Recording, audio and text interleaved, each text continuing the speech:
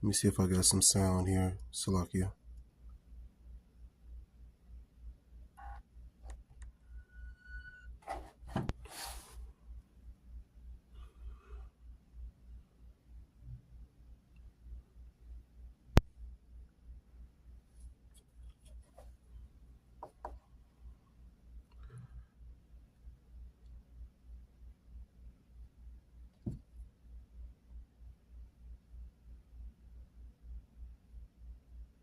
Technology moving slow.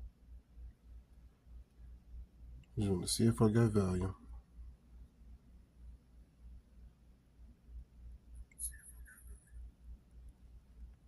All right, shalom, shalom.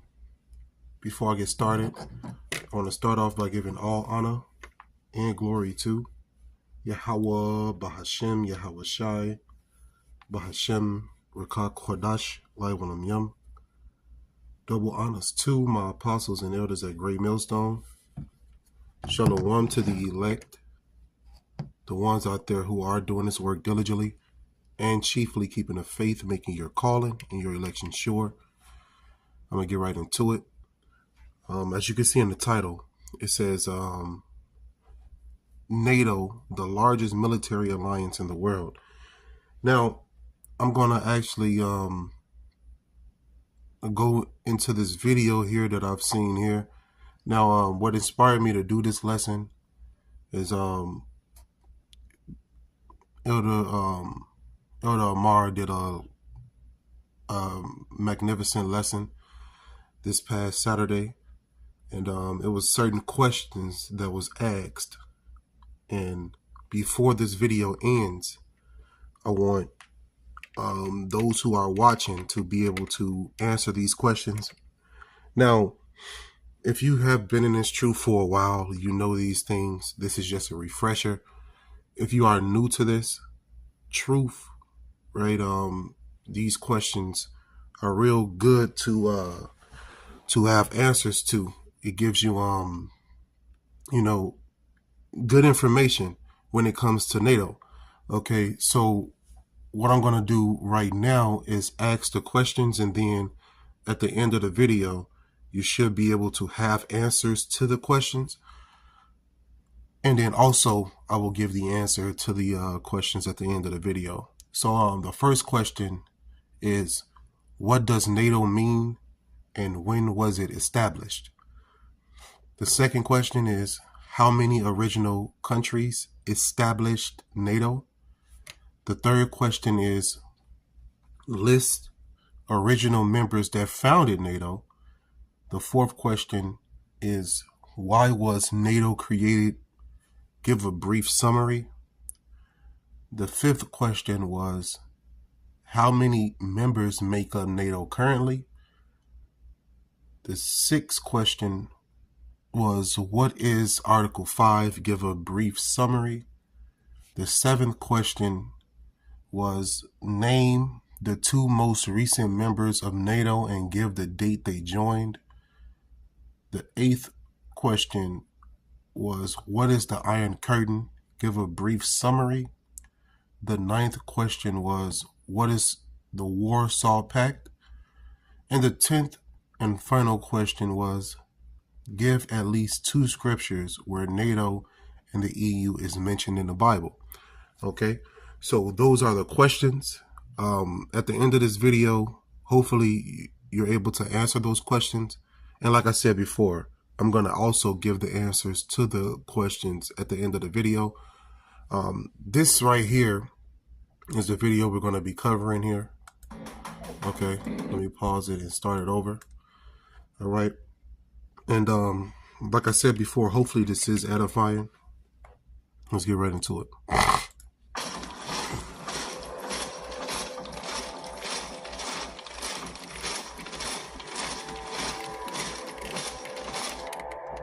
In a world that is growing increasingly connected and complex, international alliances such as the North Atlantic Treaty Organization, NATO, remain crucial pillars of global security. But what exactly is NATO? Why was it created, and what role does it play today?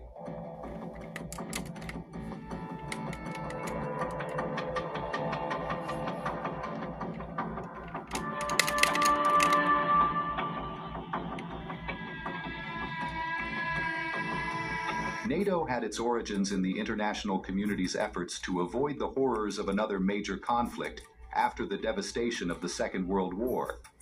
Founded in 1949, amid the growing tension of the Cold War, this intergovernmental military alliance was born with 12 member countries: Belgium, Canada, Denmark, the United States, France, Iceland, Italy, Luxembourg, the Netherlands, Norway, Portugal, and the United Kingdom. The primary objective was to create a collective defense system against the expansion of Soviet power and influence in Eastern Europe. Article 5 of the North Atlantic Treaty established that an armed attack against any member would be considered an attack against all, triggering a joint response from the alliance. Over the following decades, as the world faced new threats, NATO evolved its missions and expanded its membership. Today, with 32 nations on both sides of the Atlantic, it remains one of the most prominent collective security organizations, playing a key role in maintaining global order and stability. So a few of these questions have been answered already. If you're paying attention, you have written down the answer. All right. Like I said, at the end of the video, I'll be able to give you the answers too as well.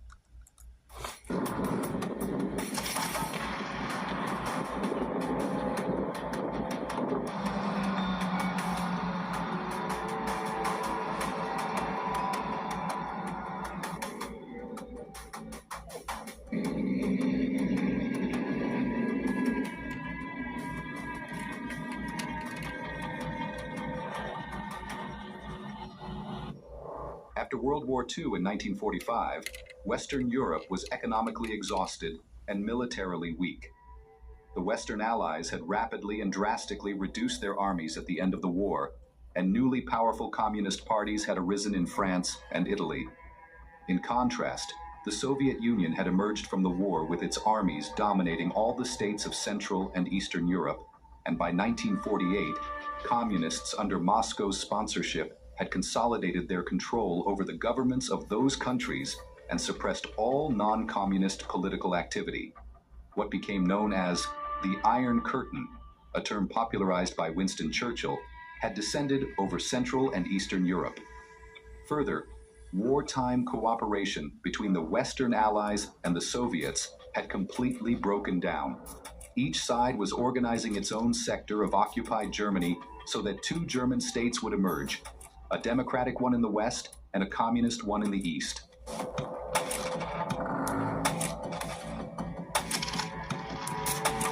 In 1948, the United States launched the Marshall Plan, which infused massive amounts of economic aid to the countries of Western and Southern Europe on the condition that they cooperate with each other and engage in joint planning to hasten their mutual recovery. As for military recovery, under the Brussels Treaty of 1948, the United Kingdom, France, and the Low Countries, Belgium, the Netherlands, and Luxembourg, concluded a collective defense agreement called the Western European Union. It was soon recognized, however, that a more formidable alliance would be required to provide an adequate military counterweight to the Soviets. By this time, Britain, Canada, and the United States had already engaged in secret exploratory talks on security arrangements that would serve as an alternative to the United Nations, UN, which was becoming paralyzed by the rapidly emerging Cold War.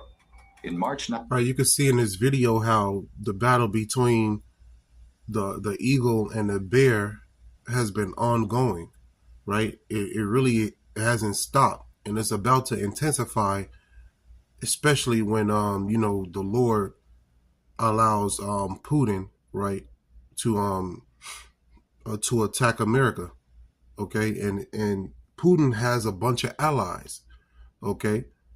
And is going to get into that too as well briefly. All right. But this has been an ongoing conflict between the Russians and America, right? And America and its allies versus Russia and its allies. This has been going on for a long time, all right? And it's going to continue to go on until the end. 1948, following a communist coup d'etat in Czechoslovakia in February, the three governments began discussions on a multilateral collective defense scheme that would... This video right here is full of facts. It's full of history. And that's one of the reasons why I'm playing it. Okay. Enhance Western security and promote democratic values. These discussions were eventually joined by France, the Low Countries, and Norway, and in April 1949 resulted in the North Atlantic Treaty. Spurred by the North Korean invasion of South Korea in June 1950, the United States took steps to demonstrate that it would resist any Soviet military expansion or pressures in Europe. General Dwight D. Eisenhower, the former Supreme Allied Commander of the Allied Expeditionary Forces in Western Europe during World War II, was appointed as the first Supreme Allied Commander Europe, CESUR, by the North Atlantic Council, NATO's governing body, in December 1950. Now pay attention to what they're saying about this guy, right? And this video is very informational, man. It's very informational.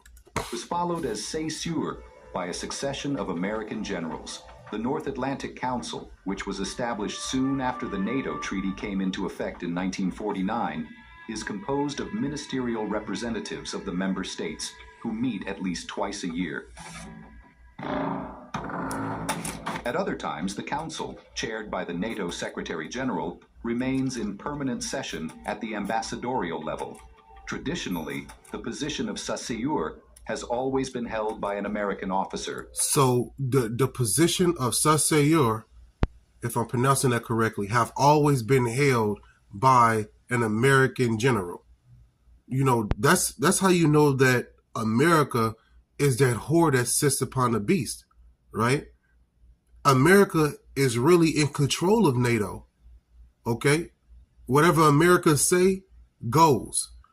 All right? These other nations give America its power, and I'm going to prove that in precepts too as well. While the Secretary Generalship has always been held by a European civilian. You see, the Secretary Generalship, that office has been held by, you know, somebody who is not American. All right? But the head seat has always been ran by an American general, and it started with Eisenhower. This guy. At other times, the Council, chaired by the NATO Secretary General, remains in permanent session at the ambassadorial level. Traditionally, the position of CESUR has always been held by an American officer, while the Secretary Generalship has always been held by a European civilian. NATO's military organization encompasses a complete system of commands for possible wartime use. The Military Committee, consisting of representatives of the military chiefs of staff of the member states, oversees two strategic commands, Allied Command Operations ACO and Allied Command Transformation ACT. ACO is headed by the CESUR and located at Supreme Headquarters Allied Powers Europe, SHAPE, in Casteau, Belgium. ASTI Lodinati Disid ASIT is headquartered in Norfolk, Virginia, U.S. During the alliance's first 20 years, more than $3 billion worth of infrastructure for NATO forces, bases, airfields, pipelines, communications networks, depots, was jointly planned, financed, and built, with about 1/3 of the funding coming from the United States. So 1/3 of the funding from NATO came from the United States, right? Hey, United States spent over $800 billion on their military, okay? All of the allies that's linked with America now, eventually they will turn on America and burn America. That's according to scriptures, and I'm going to bring that out too as well. NATO funding is generally not used for the procurement of military equipment, which is provided by the member states themselves, though the NATO Airborne Early Warning and Control Force, a fleet of radar-bearing aircraft designed to protect against a surprise low-flying attack, was funded jointly. A serious problem faced by NATO in the early and mid-1950s was negotiating West Germany's participation in the alliance. The European power that almost brought the world to a bloody collapse in the Second World War. The prospect of a rearmed Germany was understandably met with widespread discomfort and hesitation in Western Europe, but the country's strength had long been recognized as necessary to protect Western Europe from a possible Soviet invasion. Thus, arrangements for West Germany's safe participation in the alliance were drawn up as part of the Paris Accords of October 1954, which ended the occupation of West German territory by the Western Allies and provided for the limitation of West German armaments and the country's adherence to the Treaty of Brussels.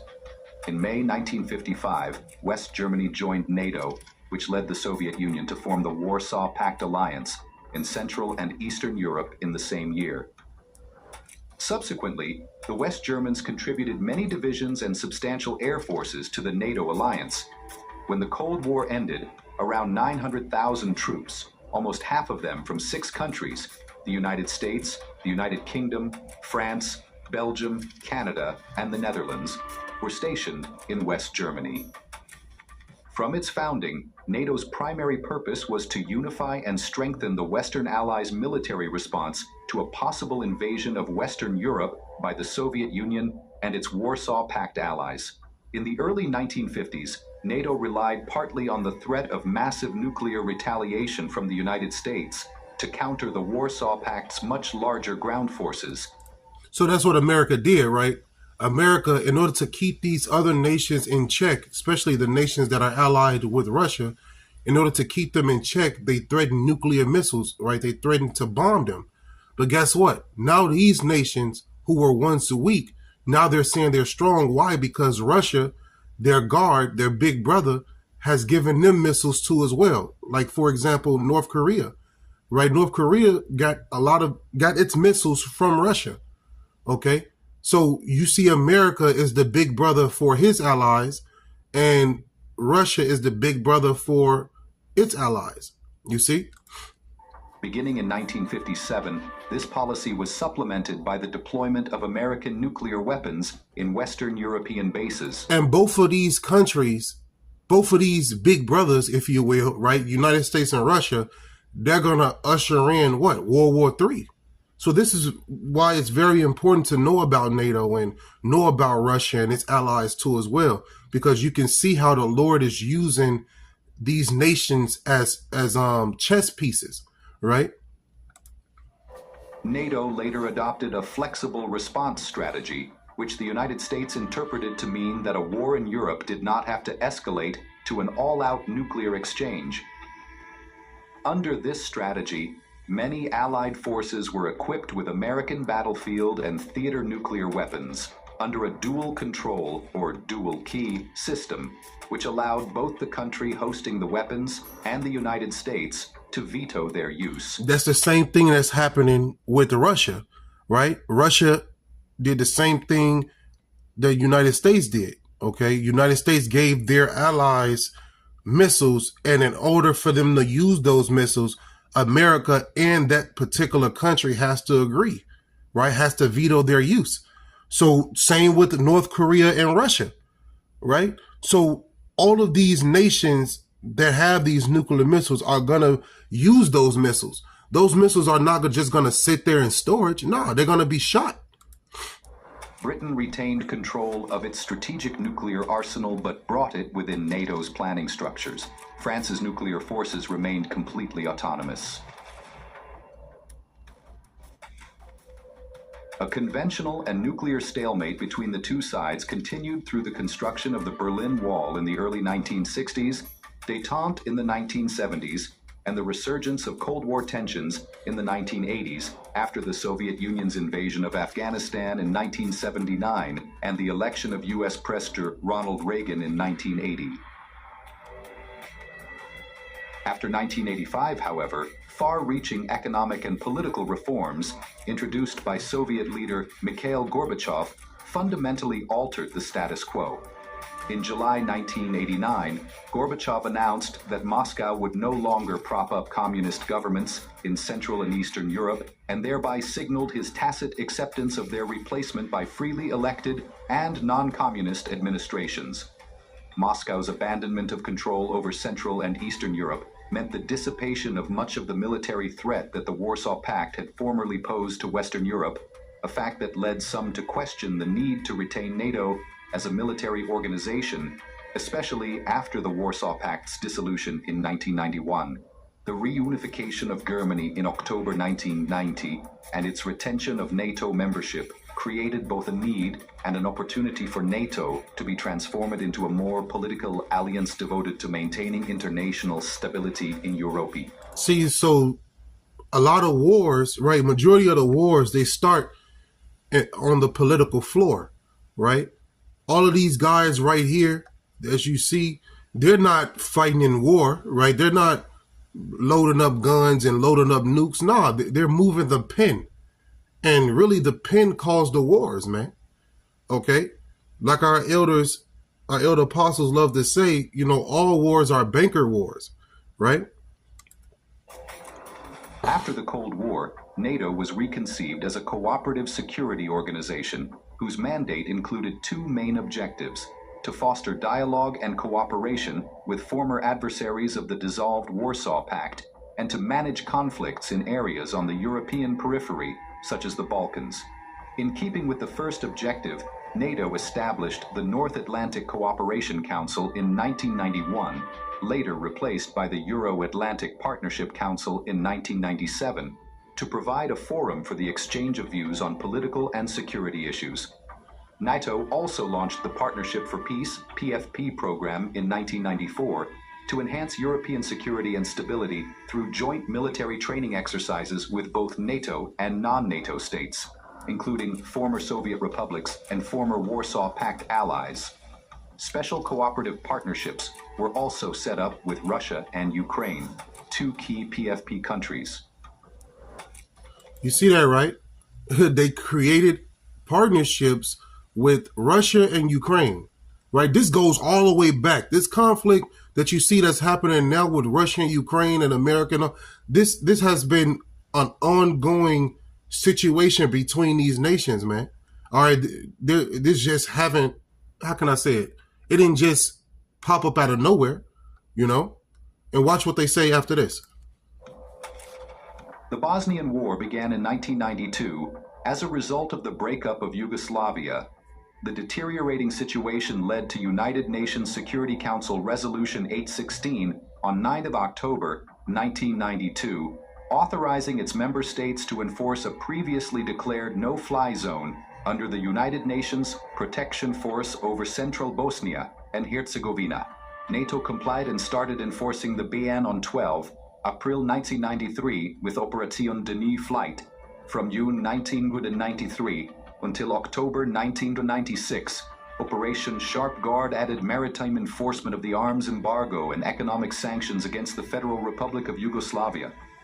On 28 February 1994, NATO took its first wartime action by shooting down 4 Bosnian Serb aircraft violating the no-fly zone. On 10 and 11 April 1994, the United Nations Protection Force called in airstrikes to protect the Gorazde safe area, resulting in the bombing of a Bosnian Serb military command outpost near Gorazde by 2 U.S. F-16 jets acting under NATO direction. The beautiful thing about this is the scripture says what? A nation that's divided cannot stand. The Americans, right? They're Edomites that's ruling. And then over Russia, it's pretty much Edomites versus Edomites, right? And they're going to cause their own doom with the trap that they made. The scripture says that, right? The trap that they made, they shall fall into it. And the greatest trap that they made against themselves are the nuclear missiles, okay? And that same trap that they've made, they're going to fall into it. Those nukes going to destroy them, wipe them out. In retaliation, America will be engulfed in flames. All 5,000 miles of America shall be engulfed in flames. Okay? Serbs took 150 UN personnel hostage on 14th April. On 16th April, a British Sea Harrier was shot down over Gorazde by Serb forces. These are Edomites versus Edomites. In an effort to stop Slobodan Milosevic's Serbian-led crackdown on Kosovo Liberation Army, KLA, separatists and Albanian civilians in Kosovo, the United Nations Security Council passed Resolution 1199 on September 23, 1998, demanding a ceasefire. Negotiations under U.S. Special Envoy Richard Holbrooke broke down on March 23, 1999, and he handed the matter to NATO, which acted to protect regional security and started a 78-day bombing campaign on March 24, 1999. Operation Allied Force targeted the military capabilities of the then Federal Republic of Yugoslavia. During the crisis, NATO also deployed the ACE Mobile Force, LAND, one of its international reaction forces, to Albania as the Albania Force, AFOR, to deliver humanitarian aid to refugees from Kosovo. The campaign was criticized over its civilian casualties, including the bombing of the Chinese embassy in Belgrade, and over whether it had legitimacy without explicit UN Security Council authorization. The US, the UK, and most other NATO countries opposed efforts to require UN Security Council approval for NATO military strikes, such as the action against Serbia in 1999, while France and some others claimed that the alliance needed UN approval. The US-UK side argued that this would undermine NATO's authority, noting that Russia and China would likely veto any UN authorization for military intervention, nullifying NATO's purpose. So you heard them say Russia and China. See, Russia and China are allies. Iran, I believe that's an ally too as well to Russia, as well as India, all right, North Korea. So Russia got some heavy hitters too, man. All right, that's why it's going to be a world war, right? Two sides against each other. Recognizing the post-Cold War security environment, NATO adopted the alliance strategic concept during its Washington summit in April 1999, emphasizing conflict prevention and crisis management. Milosevic finally accepted the terms of an international peace plan on June 3, 1999, ending the Kosovo War. On June 11th, Milosevic further accepted UN Resolution 1244, under which NATO then helped establish the KFOR peacekeeping force. Nearly 1 million refugees had fled Kosovo, and part of KFOR's mandate was to protect humanitarian missions, in addition to deterring violence. In August-September 2001, the alliance also mounted Operation Essential Harvest, a mission to disarm ethnic Albanian militias in the Republic of North Macedonia. As of 2023, around 4,500 KFOR soldiers from 27 countries continue to operate in the area. NATO's expansion to include former members of the Soviet Union has been a complex and long-lasting process. After the collapse of the Soviet Union in 1991, several nations that had previously been part of the Soviet sphere of influence began to seek new affiliation with NATO. During Bill Clinton's presidency, 1993-2001, the United States led an initiative to gradually expand NATO's membership to include some of the former Soviet allies. In the simultaneous debate over the expansion, proponents of the initiative argued that NATO membership was the best way to begin the long process of integrating these countries into regional political and economic institutions, such as the EU. Some also feared future Russian aggression and suggested that NATO membership would guarantee freedom and security for the new democratic regimes. In 1999, the Czech Republic, Hungary, and Poland became the first former members of the Warsaw Pact to join NATO. Since then, several other Eastern European countries have joined the alliance, including Bulgaria, Romania, Slovakia, and Slovenia in 2004, and Albania and Croatia in 2009. Opponents pointed to the enormous cost of modernizing the military forces of the new members.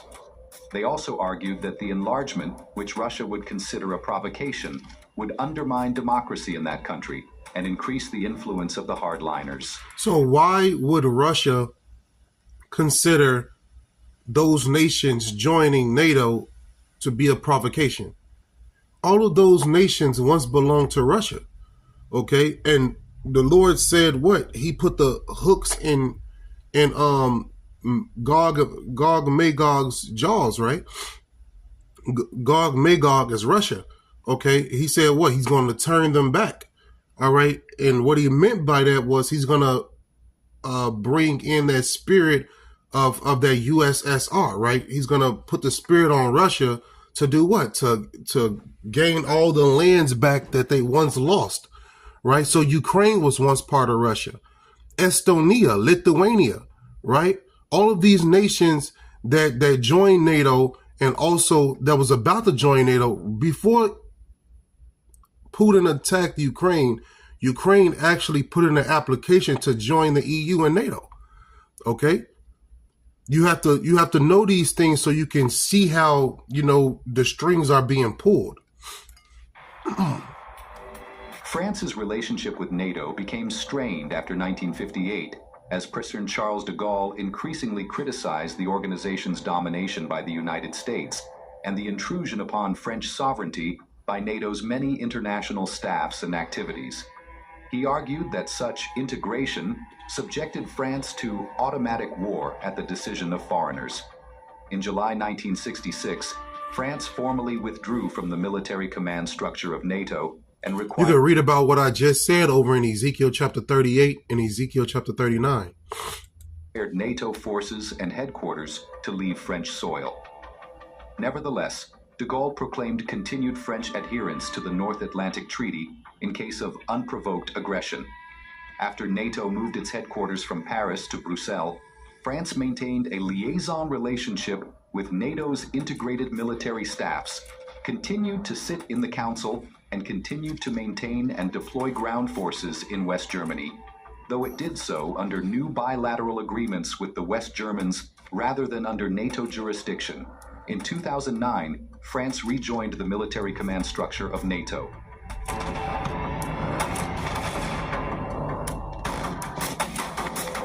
Article 5 of the North Atlantic Treaty, which requires member states to provide assistance to any member state subject to an armed attack, was invoked for the first and only time after the September 11th attacks, after which troops were sent to Afghanistan under the NATO-led ISAF.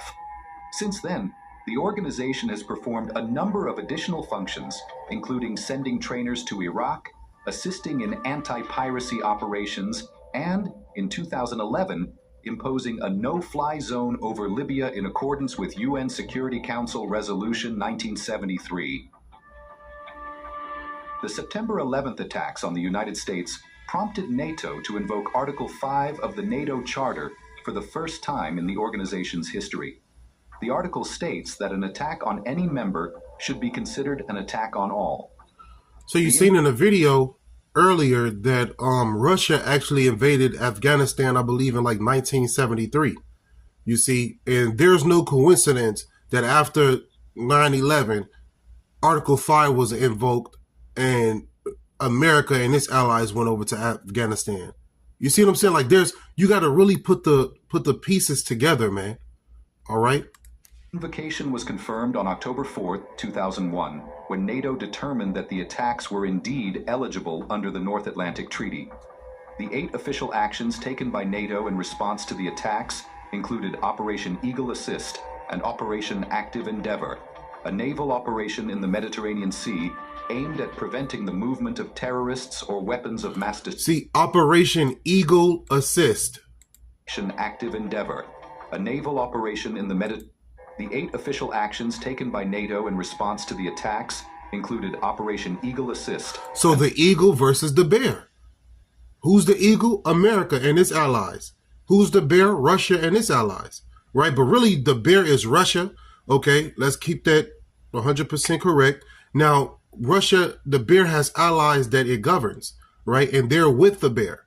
An Operation Active Endeavor, a naval operation in the Mediterranean Sea aimed at preventing the movement of terrorists or weapons of mass destruction and increasing the safety of shipping in general, which began on October 4, 2001.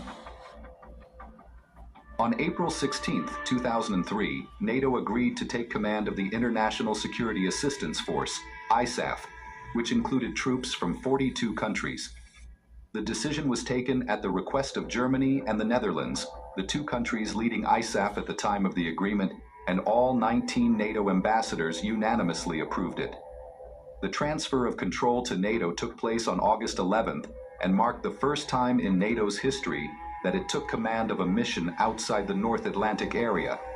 ISAF was initially charged with securing Kabul, and surrounding areas from the Taliban, Al-Qaeda, and factional warlords, so as to allow for the establishment of the Afghan Transitional Administration headed by Hamid Karzai. In October 2003, the UN Security Council authorized the expansion of the ISAF mission throughout Afghanistan, and ISAF subsequently expanded the mission in 4 main stages over the whole of the country.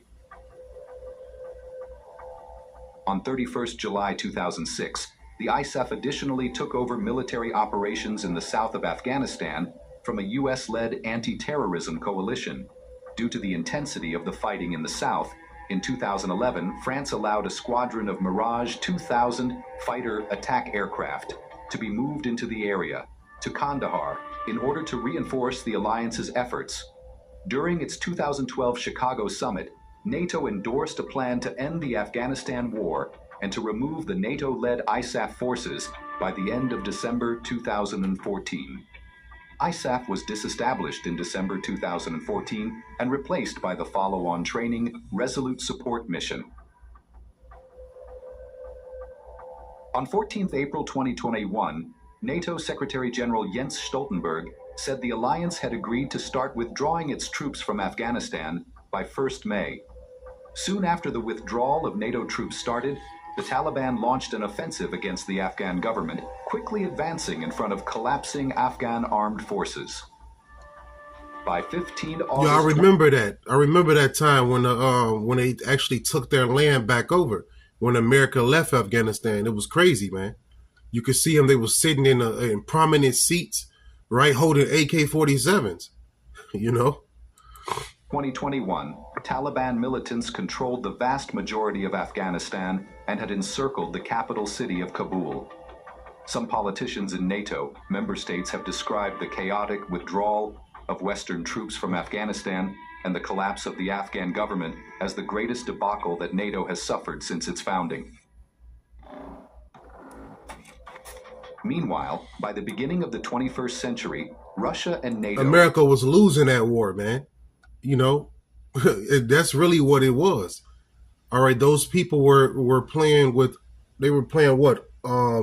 Ultimate guerrilla warfare. You didn't know if a kid was part of it, right? They'll use kids to blow up vehicles and harm American soldiers, man. So, you know, it was a real deadly time during that war for Al-Qaeda and Taliban and all of that, man. There was a lot of death going on, and Americans was losing. Had formed a strategic relationship. No longer considered NATO's chief enemy, Russia cemented a new cooperative bond with NATO in 2001 to address such common concerns as international terrorism, nuclear non-proliferation, and arms control. This bond subsequently frayed, however, due to regional aggression by Russian presidents. See? So they created a bond together, right? They said, let's work together. That was Russia, right, and United States. But then it said what? That bond frayed, okay, because of what? Regional aggression by Russian President Vladimir Putin. See, Vladimir Putin, he's a war president, okay? He's a president that's been in a war, that fought, you know, that trained, okay, in order to be in this position. You know, and his goal is to retain all the lands that belong to Russia. All right? Vladimir Putin.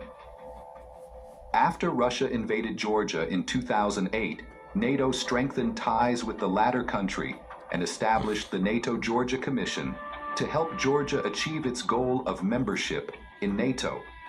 In 2000, you see that, right? Every time Putin tried to make a move, America is there to try to stop him, just like they're doing with Ukraine, okay? And before you know it, I believe Putin just said it. Before you know it, World War III is going to be invoked, right? Because Putin is not going to take America, America constantly feeding Ukraine with military might, right, with weapons, with money and things like that. Eventually, Russia is going to turn his head towards America. Right, because America is preventing Putin from fulfilling his goal, which is to, you know, bring back the former USSR.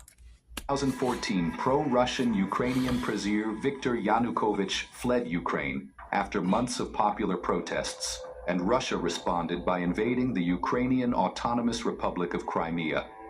Russia illegally annexed Crimea and fomented uprisings in Ukraine's Donbass region in an effort to reassert control over its neighbor.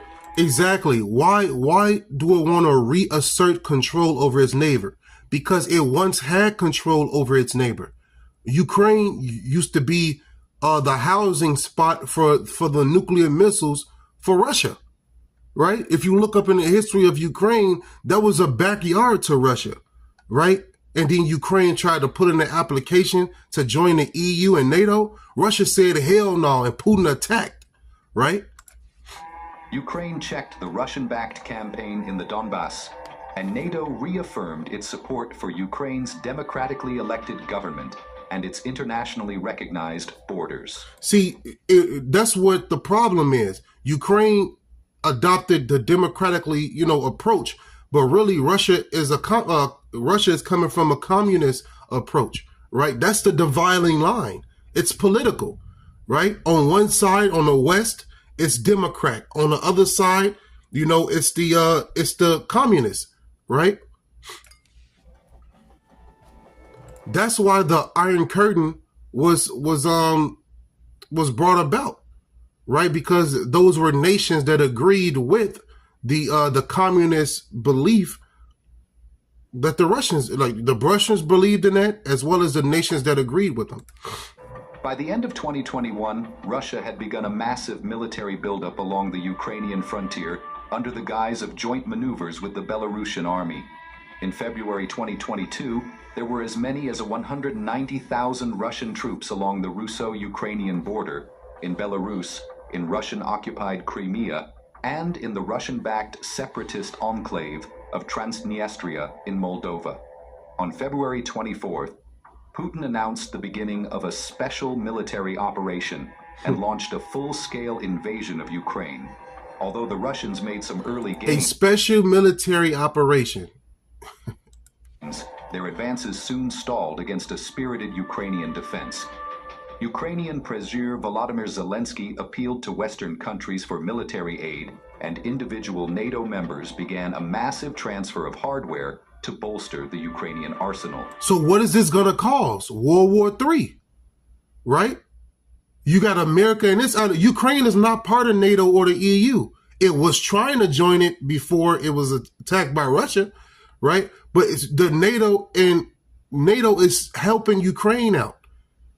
Really, NATO don't even supposed to be involved in this war, because this is a war between President Vladimir Putin and his original land that belonged to him, Ukraine, right? So here you go, NATO messing with business that don't belong to them, right? But really, NATO wants Ukraine because Ukraine is the backyard of Russia, right? Like I said before, it used to house a lot of nuclear missile capabilities for Russia, okay? So of course NATO is going to try to stop, President Vladimir Putin from taking his land. And that's going to usher in what? The war. The administration of U.S. President Joe Biden took a leading role in marshaling the response to the greatest threat to European security since World War II. The speed and unity of NATO's reaction to Russian aggression in Ukraine dramatically dispelled any doubts about the continued relevance of the alliance. See, the continued relevance of the alliance. When Putin helped Ukraine out, that proved that what? That the NATO is still in power, right? NATO is still willing to help, and that's pissing Putin off. And also not only Putin, but Putin's allies, right? That's going to lead Putin and his allies to join into this war, because right now it's just Putin and Russia attacking Ukraine, right? So it's mano a mano, right? Ukraine versus Russia. What the hell do America got to do with this? That's going to piss off him, Putin, and the other nations, man, that's with Putin, okay?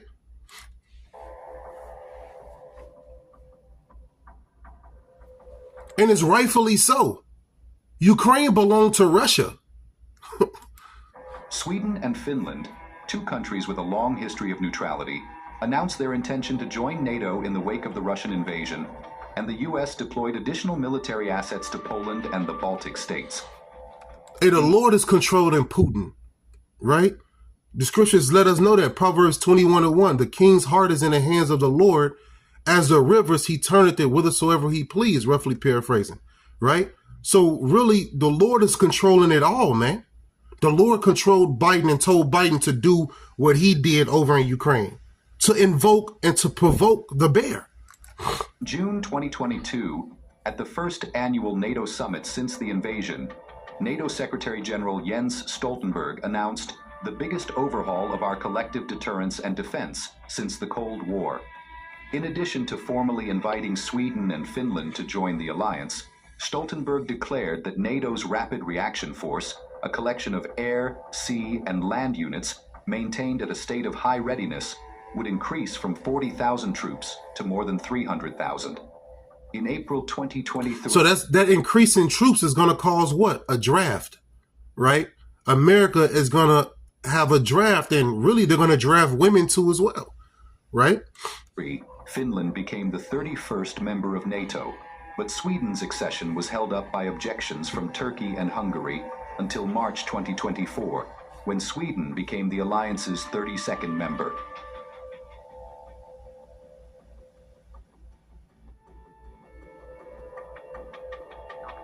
Sweden and Finland, two countries with a long history of neutrality, announced their intention to join NATO in the wake of the Russian invasion.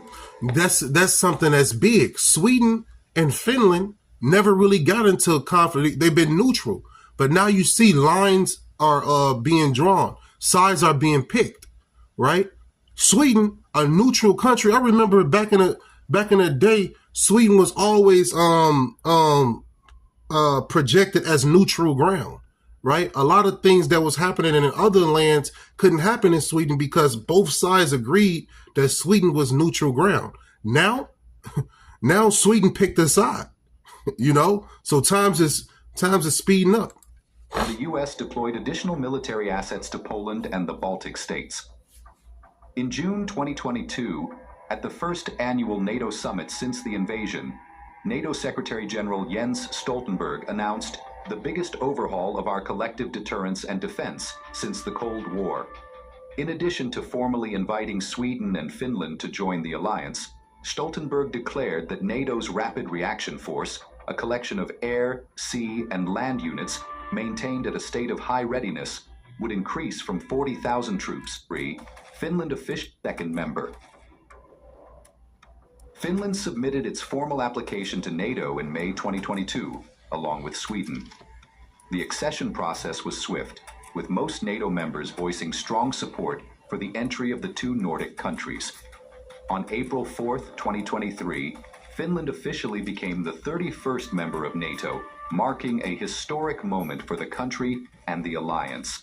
The Swedish government, led by Prime Minister Magdalena Andersson, argued that NATO membership was necessary to strengthen Sweden's security and contribute to regional stability.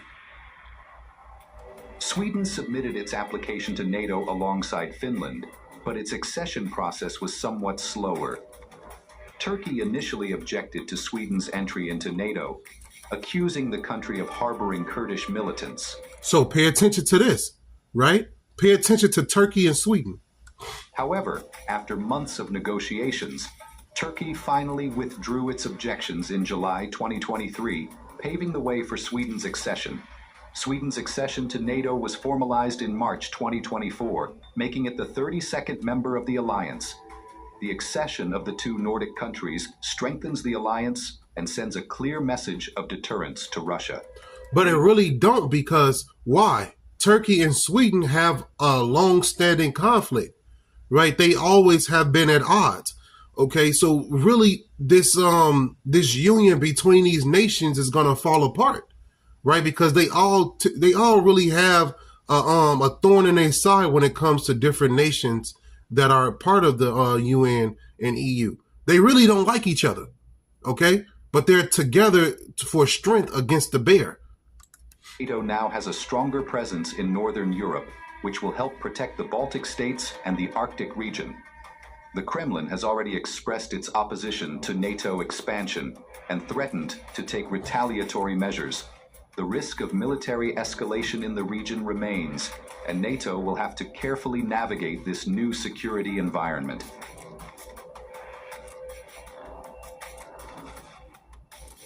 The North Atlantic Treaty Organization's NATO nuclear deterrent is a crucial component of its defense strategy. While aiming to promote peace and stability, the alliance maintains a robust arsenal of nuclear weapons as a means of deterring potential aggression. Of the 32 current member countries, only 3 have autonomous nuclear warhead capability. Pay attention to this.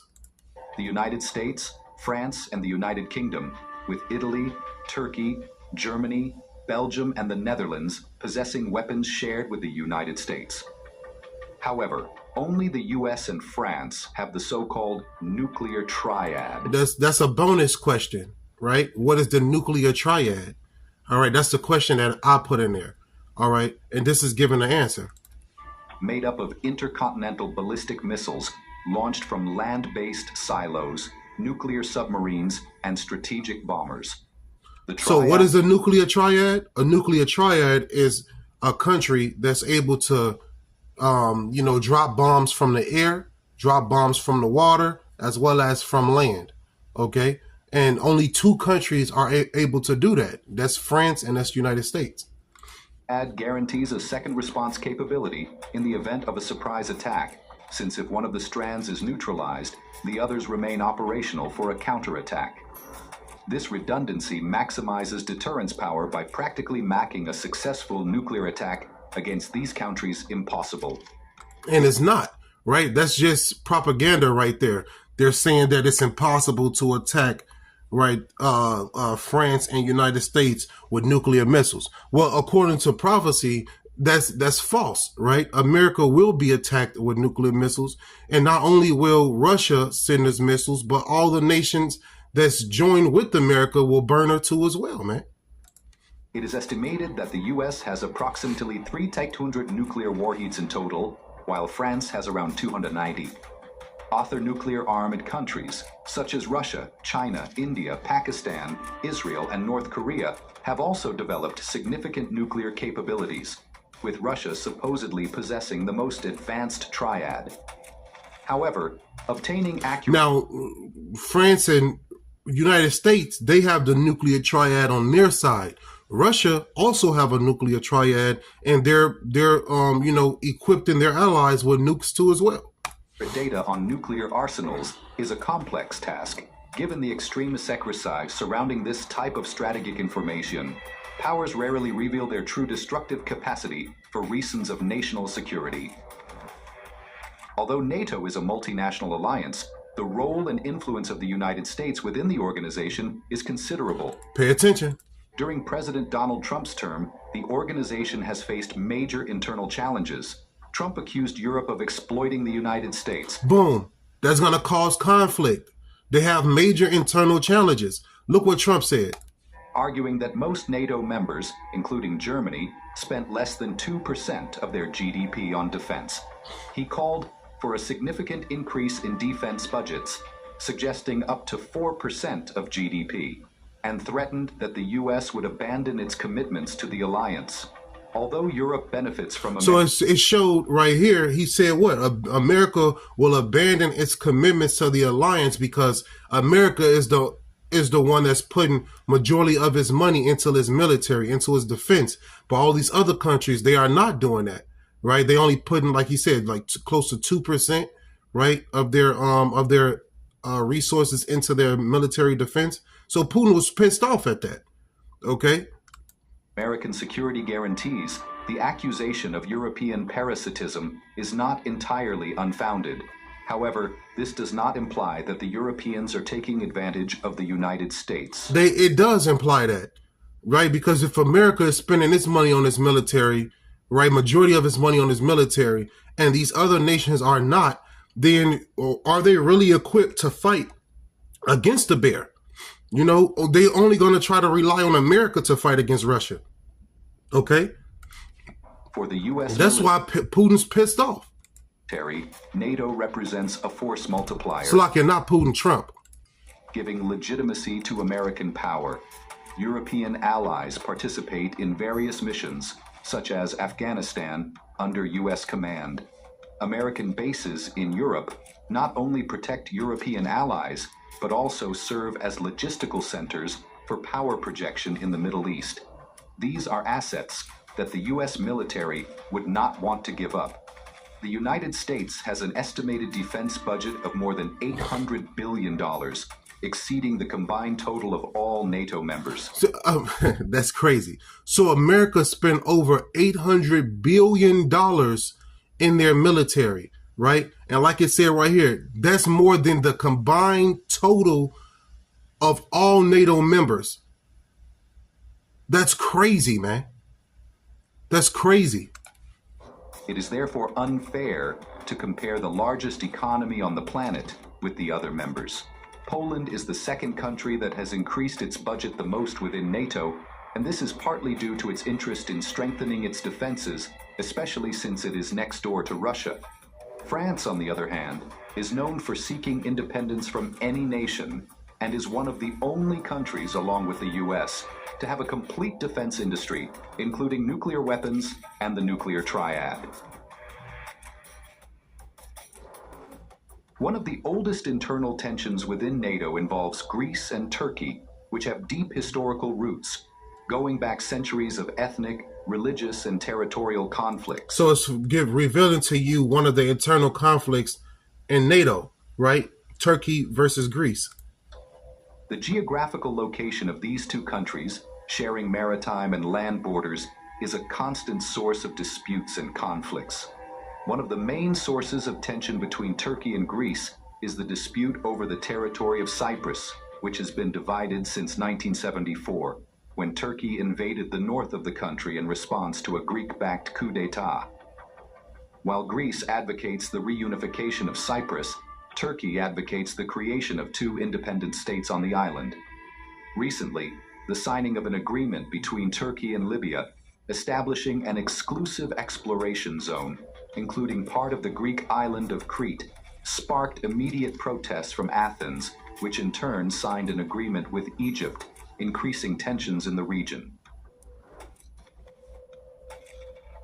In addition to territorial disputes, relations between Turkey and Greece are influenced by broader geopolitical factors, such as Turkey's involvement in the civil war in Libya and its tensions with the European Union, particularly France. These elements contribute to a complex and volatile scenario where tensions are constantly close to boiling point, posing a significant challenge to regional stability. Turkey's rapprochement with Russia, both in terms of arms purchases and diplomatic support, adds another layer of uncertainty to NATO's future. This dynamic shows great concern within the organization, with two of its members constantly at loggerheads, which shows that NATO's unity is far from absolute. Since its creation, NATO has been the scene of challenges both inside and outside the organization. For many, its existence is crucial to prevent conflicts on a global scale and to protect smaller nations from hostile powers. However, there are those who see NATO as an entity that is expanding beyond what is necessary, potentially contributing to an increase in global violence. That's what's going to happen. Global violence is coming, right? World War III. Now, in this video, you were supposed to be able to answer these 10 questions that I proposed at the beginning, right? First question, what does NATO mean and when was it established? So NATO means what? The North Atlantic Treaty Organization, and it was established, what, in 1949, okay? Another question that you were supposed to answer is number 2, how many original countries established NATO? The answer to that is 12, right? There were 12 original countries. Salaki, I'll be right back.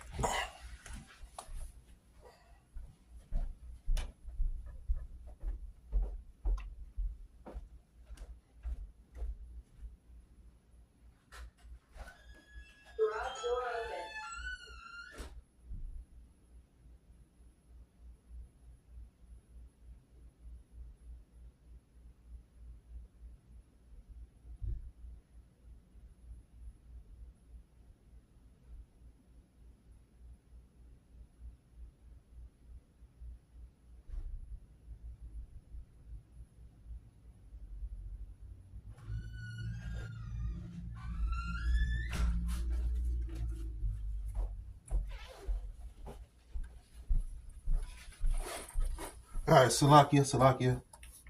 The water for the patients. Okay, so it was 10 questions. 10 questions that were supposed to be answered. Okay, the first one, I just answered it. What does NATO mean and when was it established? NATO means what? North Atlantic Treaty Organization. It was established in 1949, okay? Number 2 question was how many original countries established NATO? The number to that is 12. 12 countries. Question number 3, list original members that founded NATO. The original members that founded NATO was Belgium, Canada, Denmark, France, Iceland, Italy, Luxembourg, Netherlands, Norway, Portugal, UK, and USA. Okay.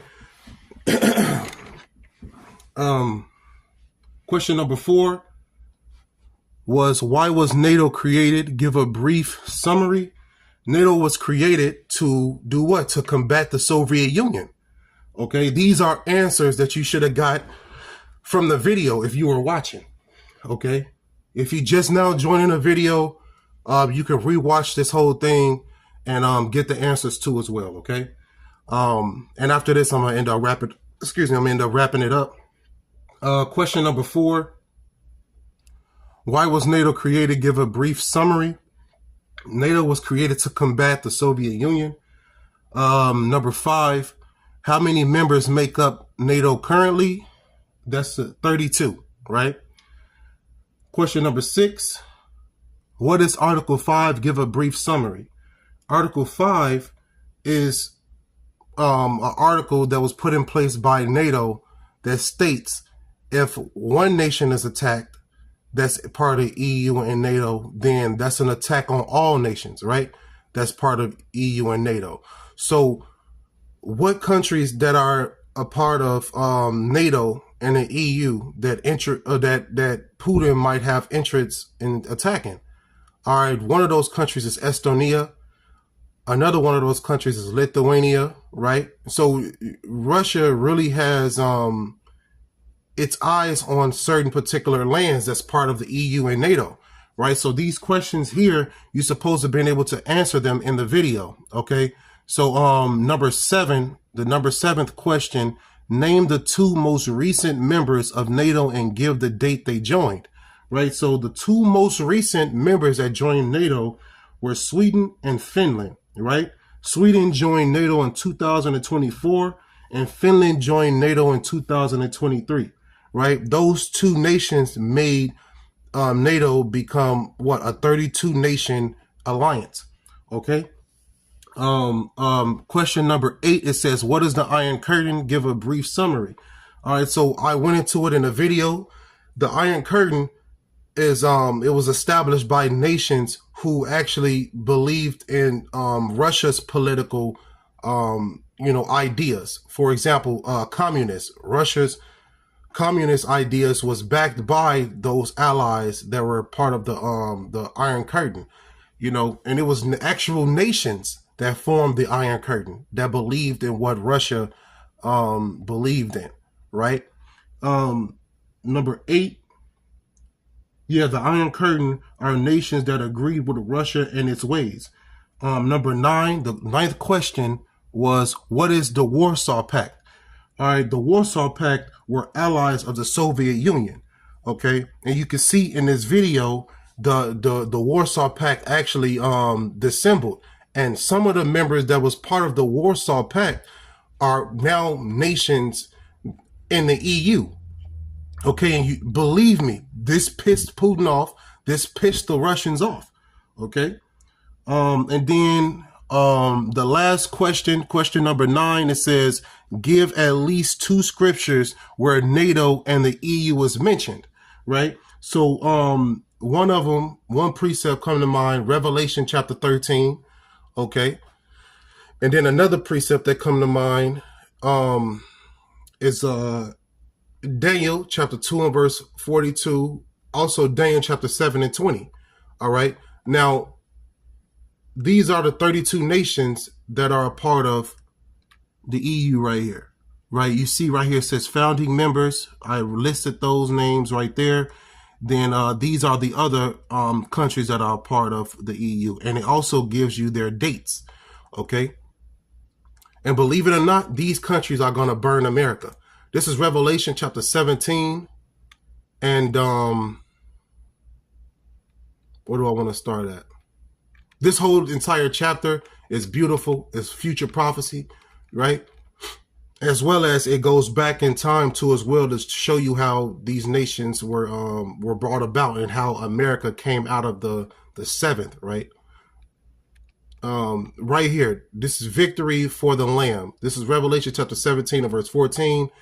These shall make war with the Lamb, and the Lamb shall overcome them, for he is for he is Lord of lords and King of kings, and they that are with him are called and chosen and faithful. Right? Who's that Lamb? That Lamb is Yahushua.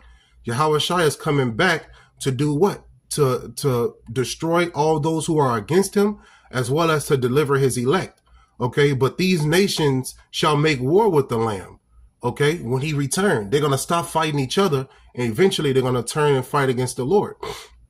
Okay, now Revelation chapter 17 and verse 15, and he saith unto me, the waters which thou sawest, where the whore sitteth. Who's the whore? That's America. That's Babylon, right? The spiritual Babylon. Revelation 17 and 15, and he saith unto me, the waters which thou sawest where the whore sitteth are peoples and multitudes and nations and tongues. Right? Verse 16, and the 10 horns which thou sawest upon the beast shall hate the whore, and shall make her desolate and naked, and shall eat her flesh and burn her with fire. So all of these nations that you see here, you know, that's agreeing with Russia, eventually, Salakia, that's agreeing with the United States, eventually they're going to burn Babylon, right? They're going to burn this whore. They're going to turn away and turn their backs on her and burn her. This is Revelation chapter 17 and 17. For God hath put in their hearts to fulfill his will.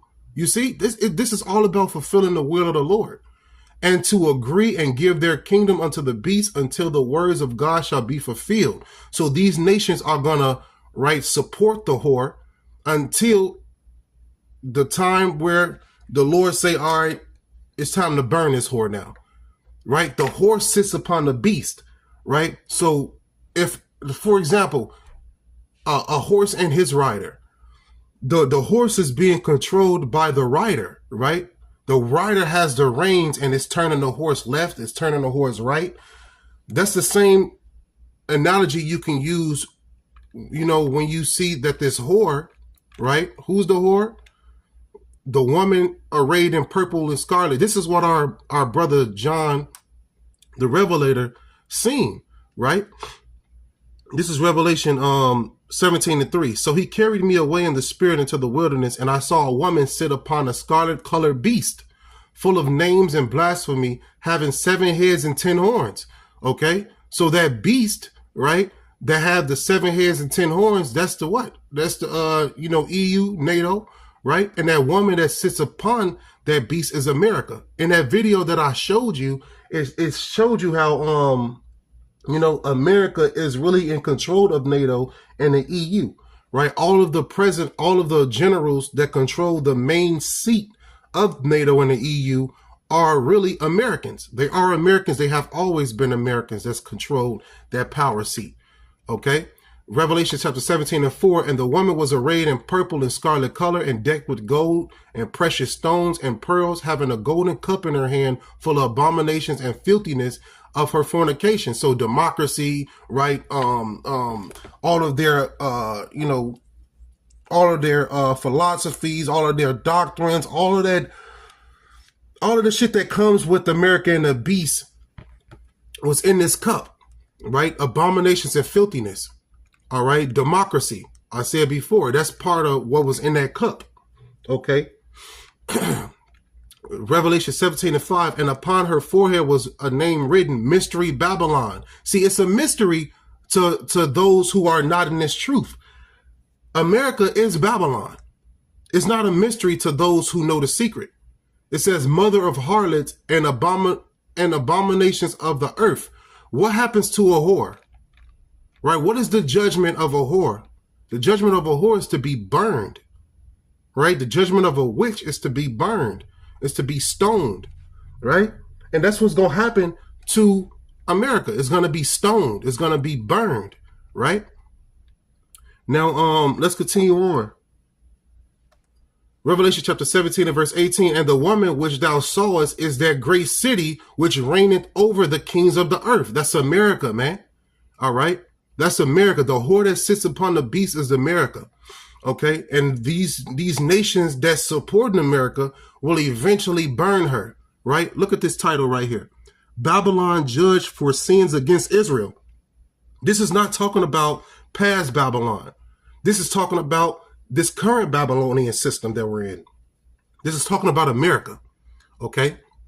This is Jeremiah 51 and 1. Thus saith the Lord, behold, I will raise up against Babylon and against them that dwell in the midst of them that rise up against me a destroying wind. What is that destroying wind?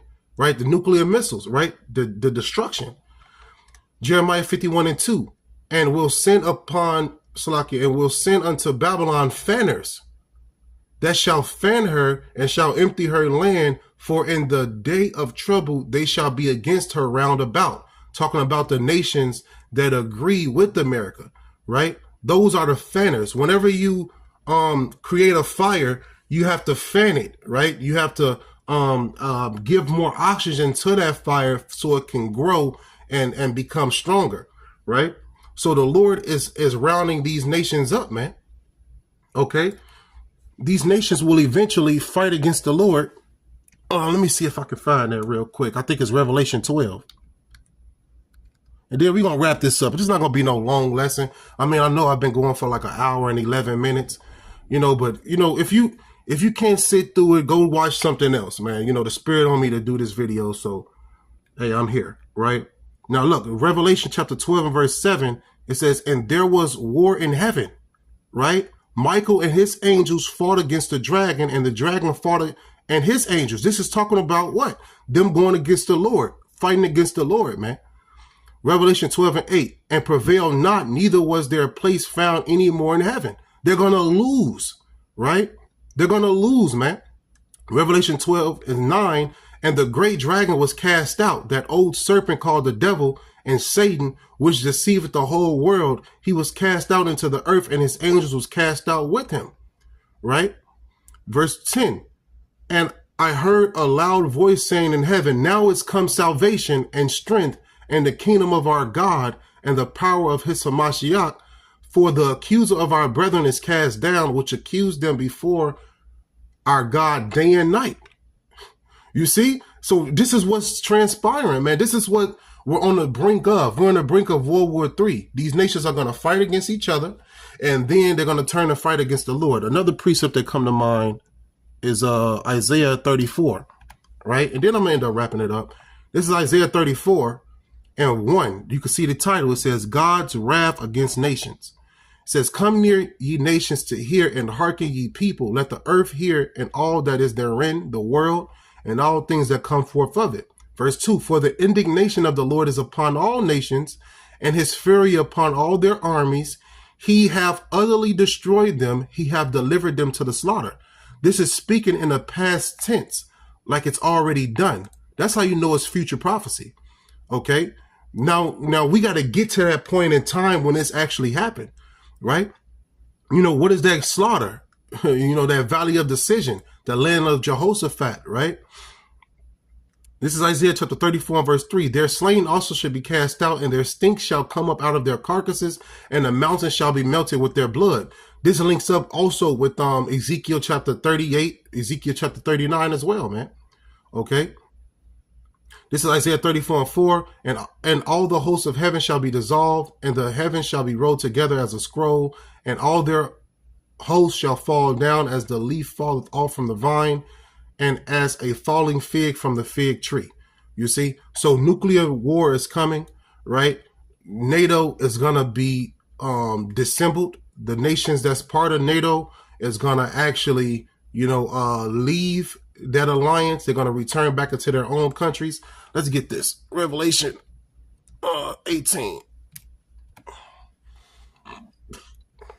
Yeah, I know, videos like this is not entertaining, but, I'm not here to entertain you. This is Revelation chapter 18 and verse let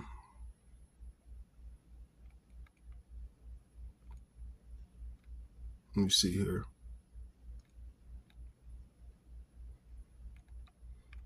Revelation chapter 18 and verse 9. And the kings of the earth who have committed fornication and lived deliciously with her shall bewail her and lament for her when they shall see the smoke of her burning. Right? Those who have made rich with her, right? Sat in a seat with her and got rich because of the money that was given. Right? That's all it was about. It was about money. These nations, once they can't, how can I say this? Once the money stops, the love stops. Okay. Revelation 18 and 10, standing afar off for the fear of her torment, saying, Alas, alas, that great city, Babylon, that mighty city, for in 1 hour is thy judgment come. Right? Why will the merchants weep over her? Because America will be burned. Right? America will not be able to make them rich. Okay.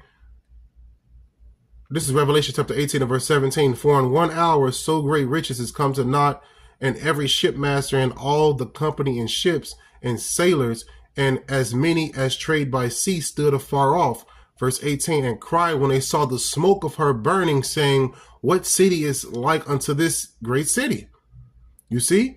So these nations are going to be able to see the smoke rising from America, man. Right? So hopefully this was edifying. I'm going to end it by giving all honor and glory to Yahweh, Bahashim, Yahweh Shai, Bahashim, Rikak, Hadashalai, Walam Yum. Double honors once again to my apostles and elders at Great Millstone. Shalom once again to the elect. Hey, don't let your sins weigh you down. Don't let your iniquities lift up themselves. That's what they want to do. It's our job to repent and keep it moving through the spirit and power of Yahweh, Bahashim, Yahweh Shai. Shalom, Yasharallah. On to the next.